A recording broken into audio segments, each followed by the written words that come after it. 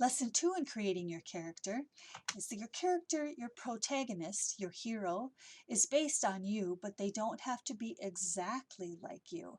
And this is where a little bit of your imagination and creativity can come into play. For example, maybe you imagine having a different pet.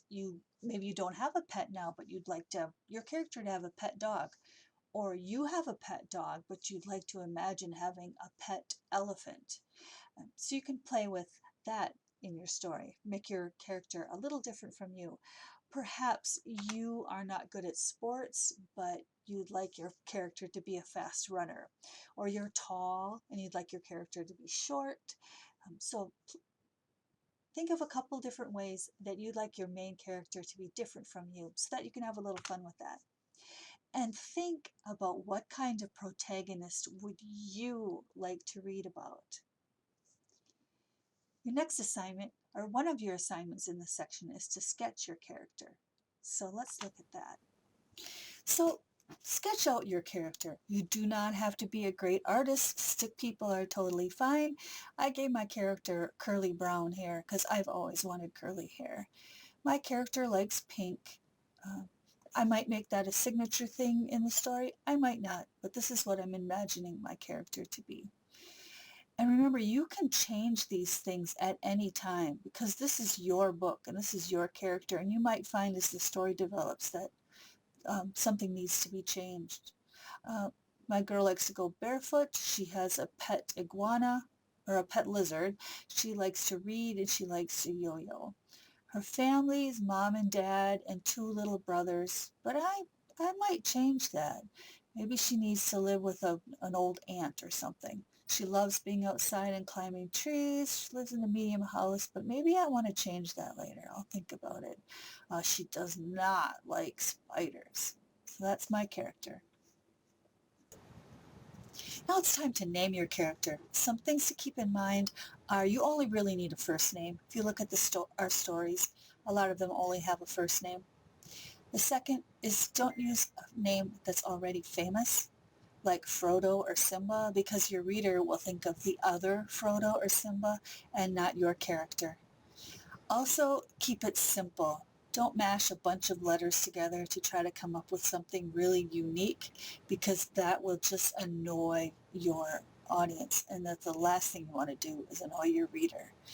And one tip to come up, if you're stuck on a name, try using a name generator. So here we are at namegenerator.biz, and you can see it's a random name generator. We can go down to the sides and pick like medieval name generators or fantasy name generator. Let's go there. And it automatically starts giving you names. And just click here to make some more. If you like them, you can move them over here to just keep track of them. I like that one too. I kind of like the shorter names. That's a mouthful. We can go to random name generator and it'll give you first and last names, but you know, we're just looking for first names. And you can go to female or male name generators. So let's Lynette. You know, maybe I like Theodora.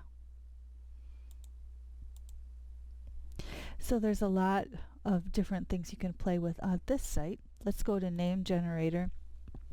And this also has a bunch of different categories. There's the fantasy name generator, also character name generator. Let's go to fantasy names. And I'm going to stick with the fantasy human name. You can see all the categories. And I want a list. And let's make this one a male since we looked at girl names in the last one. And now here I can pick the names I like. So this is a fun way to come up with a name for your character.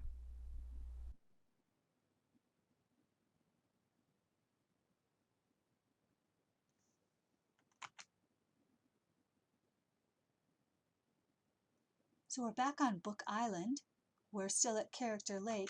This time we're going to complete the protagonist column in your chart, and I want you to also name your character.